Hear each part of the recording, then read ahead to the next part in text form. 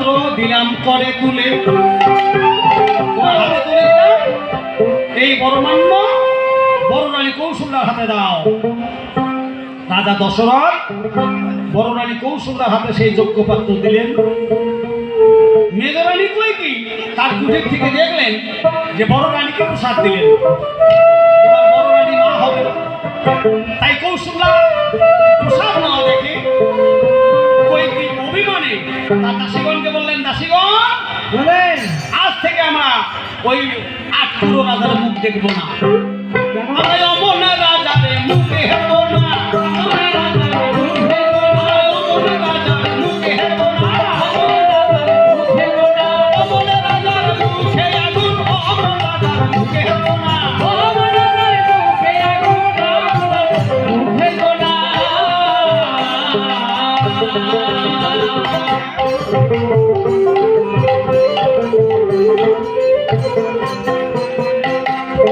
যে রাজার কোন সন্তান নেই সে হচ্ছে আটকুরু, ওই রাজার মুখ দেখলে সেদিন ভালো যাবে না।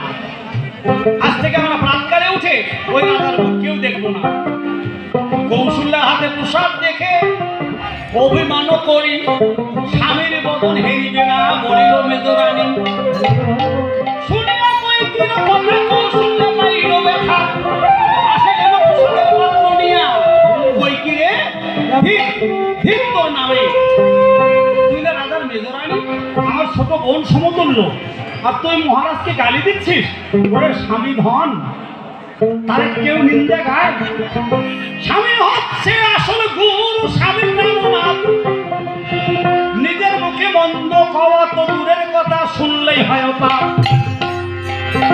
স্বামীর নিন্দা নিজের মুখে গাওয়া তো দূরের কথা, কেউ যদি বলে এটা শোনাও পাপ।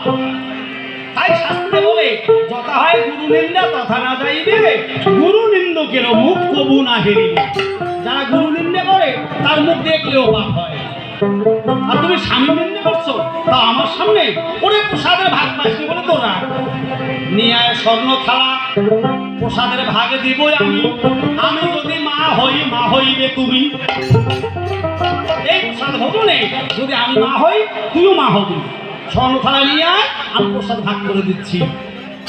মেজরানী আনিল থালা, বড় জোর করি প্রণাম করিয়া এবার কইছে কইকি রানী, দিদি আমি বড় অপরাধ করেছি, তুমি আমাকে প্রসাদের ভাগ দিবে। দুভাগ করিয়া প্রসাদ জায়গা ভাগ রাখিয়া অর্ধ ভাগে দিল কইকি, স্বর্ণ থালাতে তুলিয়া। রানী উঠিরে যায় প্রসাদ ভাগ করি, ছোট রানী সুমিত্রা এবার কেঁদে কেঁদে কহিতেছে, রানী বড়দি, তোমরা দুইজন আমার বড় দিদি সমতুল্য, আজ তোমরা প্রসাদ ভাগ করে নিচ্ছ, কিন্তু আমি কি তোদের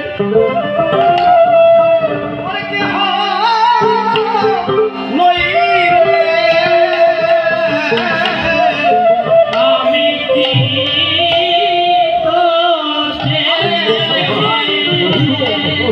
প্রসাদ ভাগ করে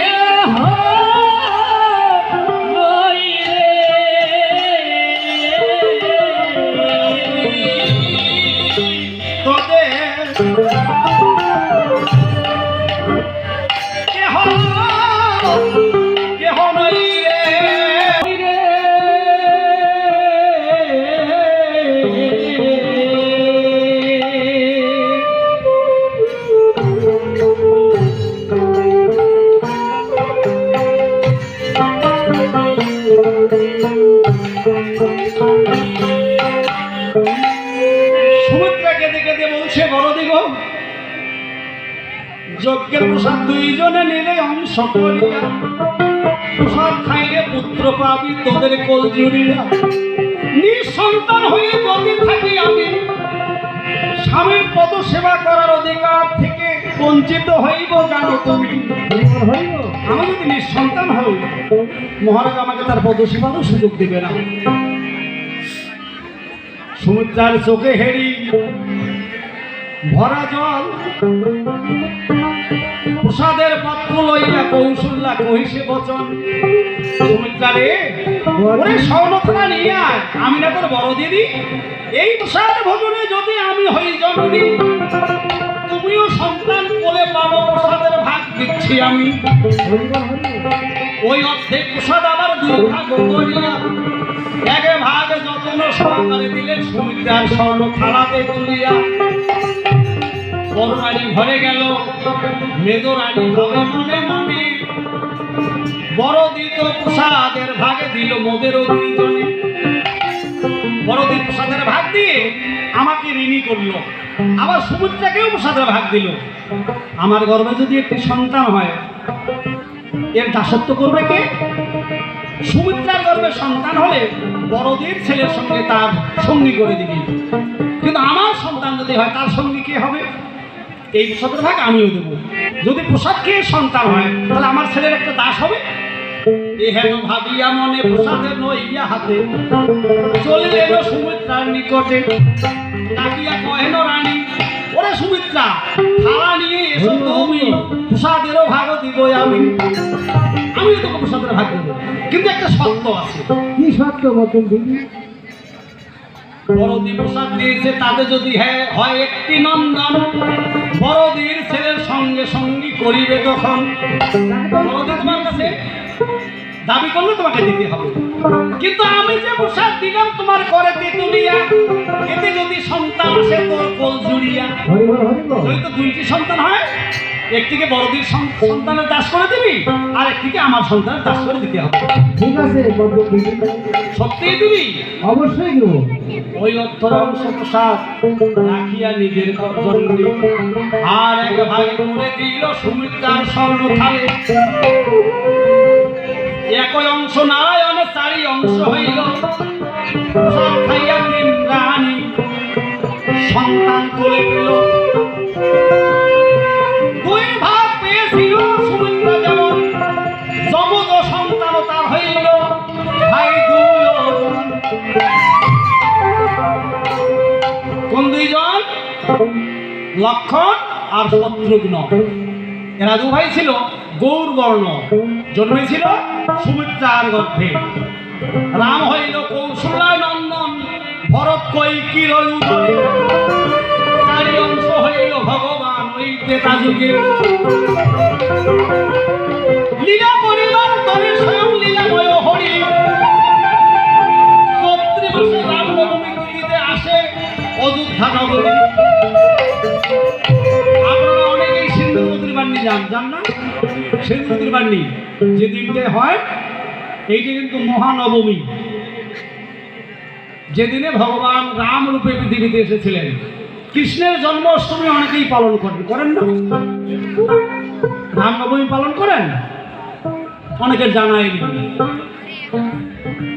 শিব চতুর্দশী অনেকে পালন করেন, মহাষ্টমী পালন করেন, অনেকের জানাই মহাষ্টমী।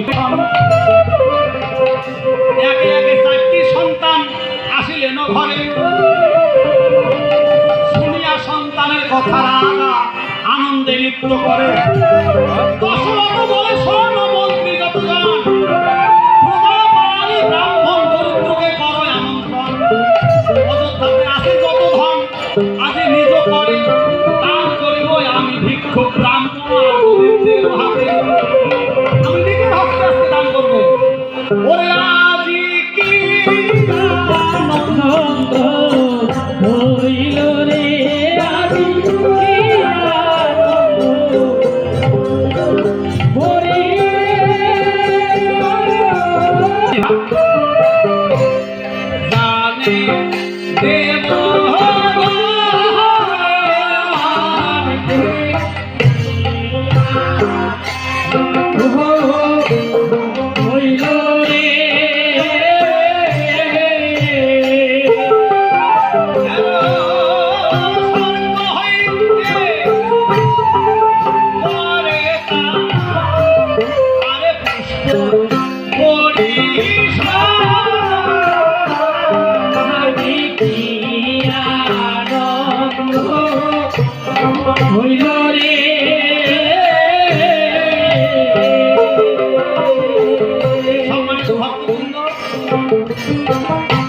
রামায়ণের শেষ নাই।